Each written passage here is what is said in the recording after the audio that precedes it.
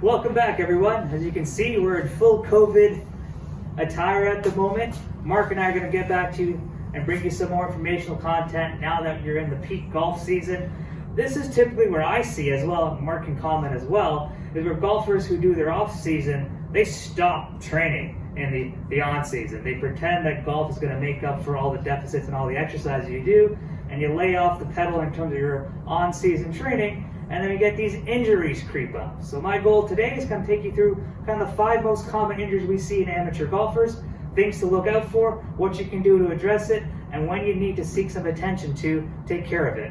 What do you see with people in season, Mark? They don't exercise as much as we would like, and they think that fitness is their golf, and that's what happens. They get injured. And that's what we don't want to see. We want you to maintain your fitness level throughout the season so that we don't get injured and that you do play your best golf. So one of the most common injuries we see, I'm going to go through 5 of them. The first one's going to be low back. And it's for left-hand, right-handed golfers, not specific to right-hand golfers. So things to watch out for in the low back, there's kind of 3 more common injuries. You have the typical sprains and strains where the muscle gets irritated. Maybe it's aggressive swing, maybe it's overuse. Then you get something called facet impingement, where the lower back kind of approximate between 2 or 3 joints depending on the location. And the common one that everybody's heard about is a disc injury. Depending on the type of injury, it can be more devastating or something quite minor that we typically experience in normal aging without golfers. So if we're looking at one of those 3, we want to take a look at certain characteristics that might predispose you to that kind of pathology or that kind of injury. And the first one is a S-shaped posture. So S-shaped posture, if you can remember, Mark, if you don't mind demonstrating it, yeah? What you're looking to see is that you have a C shape here and then an S shape here. It's not a flat spine. Show me what a flat spine looks like. Okay?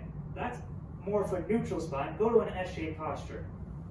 And what this does, it squeezes the lower back closer together, called approximation. So when you go in your backswing, Mark, keep going, take it all the way back. They get closer together, and then when you follow through, they expand at the end here, but they contract down here. So on right-hand golfers, lower right side low back injuries goes through the roof if you have an S-shaped posture. Not meaning that everybody with an S-shaped posture is going to have low back pain, but it might predispose you to that. Okay. The second thing we look for, other than an S-shaped posture, is a reverse spine angle. And this is pretty common, but it's a technique that some people do to kind of compensate for the lack of mobility. They get into a reverse spine angle. And what does that mean? Mark, show me what a reverse spine angle looks like. Keep going. Yep.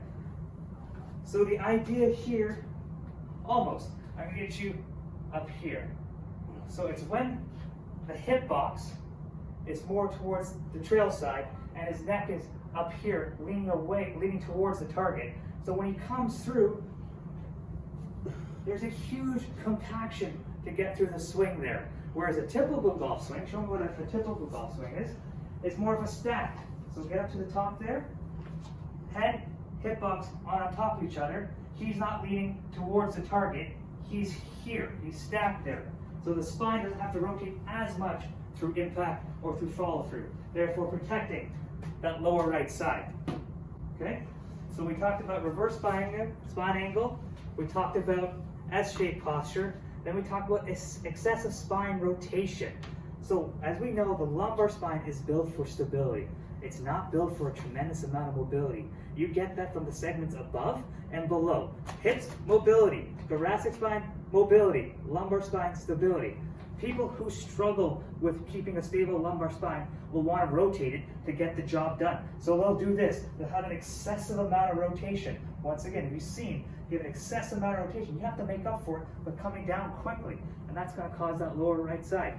So it's really focusing on, can I get good hip right internal rotation? So I rotate through my hip, keep my lumbar spine where it is, and I let the thoracic spine do the rest versus doing all of this and then coming through. So then you have excessive spine rotation and you have excessive kind of a sway you get because you can't rotate through that right hip. So those are kind of the 4 things that lead to lower back injuries. And as you get fatigued in your round, you might stay away from internal rotation, do more of the sway. You might start to do that reverse spine angle. You might start getting to more of that S-shaped posture. So watch out for this.